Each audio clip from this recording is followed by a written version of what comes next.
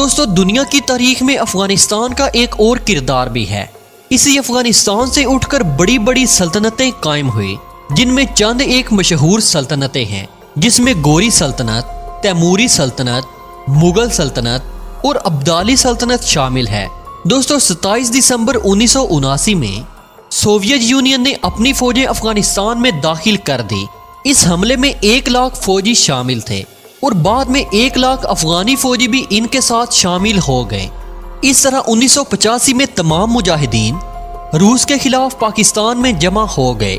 ناظرین گرامی، آپ کو یہ سن کر حیرت ہوگی کہ اس وقت امریکہ نے مجاہدین کو روس کے خلاف لڑنے کے لیے جدید ترین اسلحہ فراہم کیا تھا، کیونکہ امریکہ اور روس ایک دوسرے کے دشمن تھے، جس کی آڑ میں امریکہ نے مجاہدین کو اسلحہ فراہم کیا۔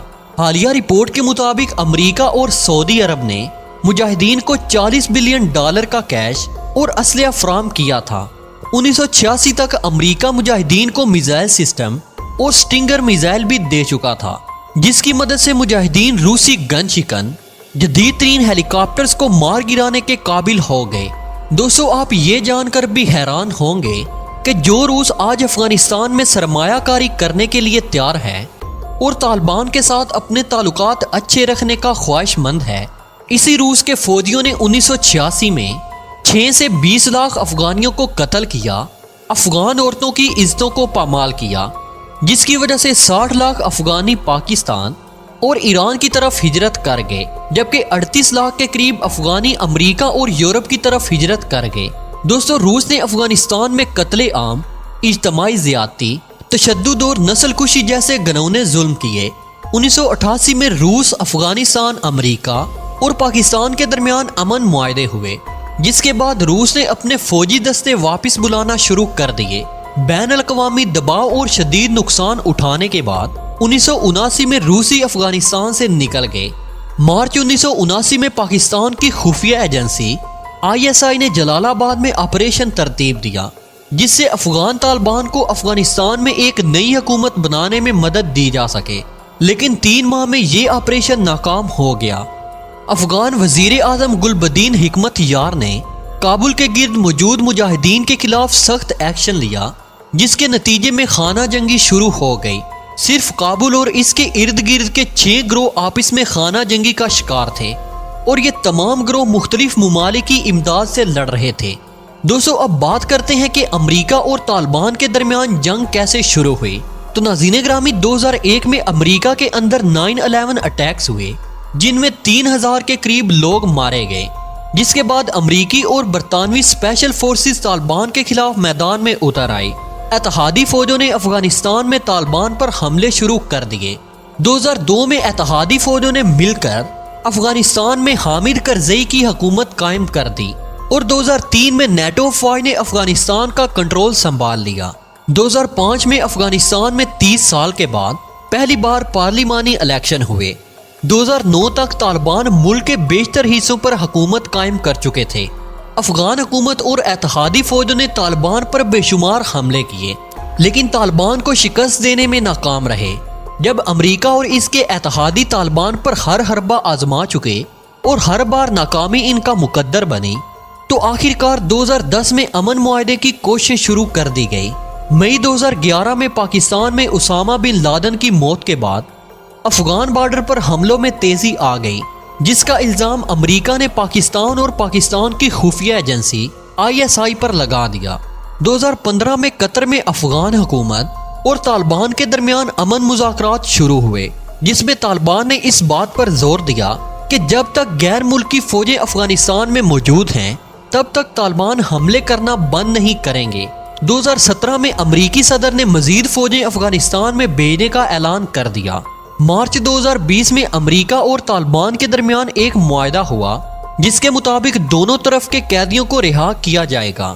دوستو اس کے بعد جو ہوا وہ سب آپ کے سامنے ہے کہ امریکہ کس طرح اپنی جان بچاتے ہوئے افغانستان سے مکمل طور پر نکل گیا۔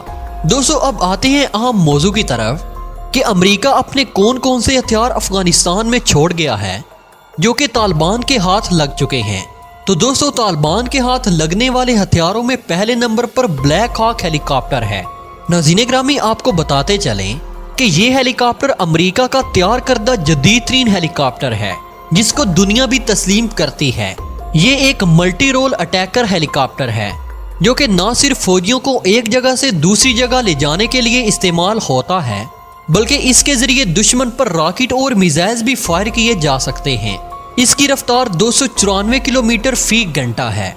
यहाँ ये भी याद रहे कि ये हेलीकॉप्टर इस रीजन में किसी और मुल्क के पास नहीं है। तो दोस्तों दूसरे नंबर पर जो हेलीकॉप्टर तालिबान के हाथ लगा वो मिल Mi-17 हेलीकॉप्टर है। ये रशिया का तैयार करदा जदीद तरीन हेलीकॉप्टर है जिसके अंदर ना सिर्फ फौजियों को एक जगह से दूसरी जगह पर ले जाया जा सकता है बल्कि ये हेलीकॉप्टर अपने साथ दुनिया के जदीद तरीन हथियारों को भी कैरी कर सकता है। यह हेलीकॉप्टर ना सिर्फ मिसाइलों और रॉकेट्स को फायर कर सकता है बल्कि इसके साथ साथ एक मशीन गन भी लगाई जा सकती है जिसकी मदद से दुश्मन के ठिकानों को तबाह किया जा सकता है।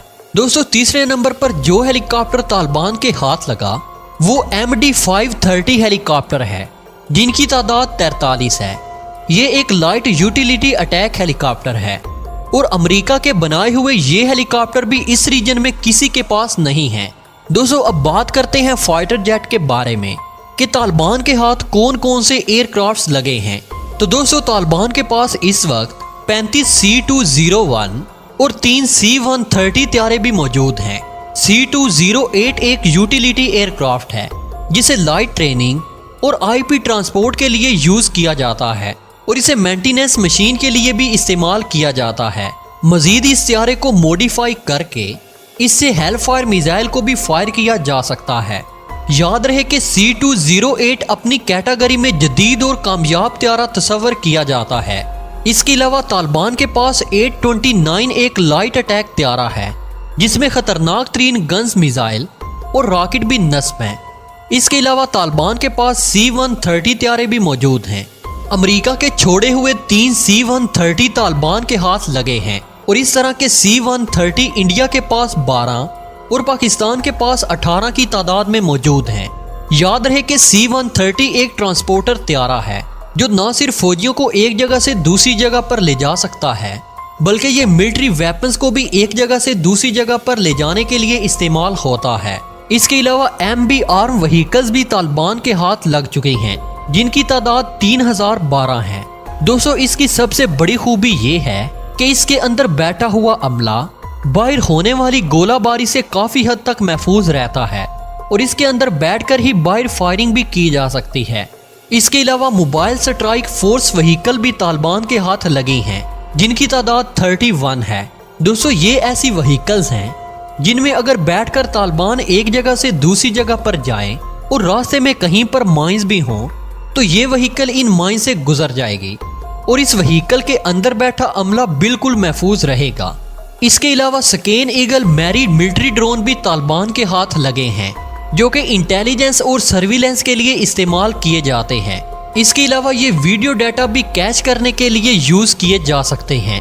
इस ड्रोन की ज्यादा से ज्यादा स्पीड 148 किलोमीटर फी घंटा है और ये तकरीबन 24 घंटे तक फिजा में रह सकता है। और मजे की बात ये है कि इस ड्रोन की मदद से रात के अंधेरे में भी दुश्मन पर नजर रखी जा सकती है और पाकिस्तान नेवी भी इसी ड्रोन को यूज करती है। मजीद 70 के करीब माइन स्टैंड व्हीकल्स भी तालिबान के हाथ लग गई हैं। दोस्तों यहाँ ये बात भी याद रहे कि इस तरह के एक व्हीकल की कॉस्ट 5 लाख से 10 लाख डॉलर तक बनती है। दोस्तों इसके अलावा और भी बहुत से छोटे मोटे हथियार तालिबान के हाथ लगे हैं जिनकी तफसील अगर इस वीडियो में बयान की गई तो ये वीडियो काफी लंबी हो जाएगी। इसलिए अगर आप तालिबान के हाथ लगने वाले हथियारों के बारे में तफसीली वीडियो देखना चाहते हैं तो कमेंट सेक्शन में मुझे जरूर आगाह कीजिएगा।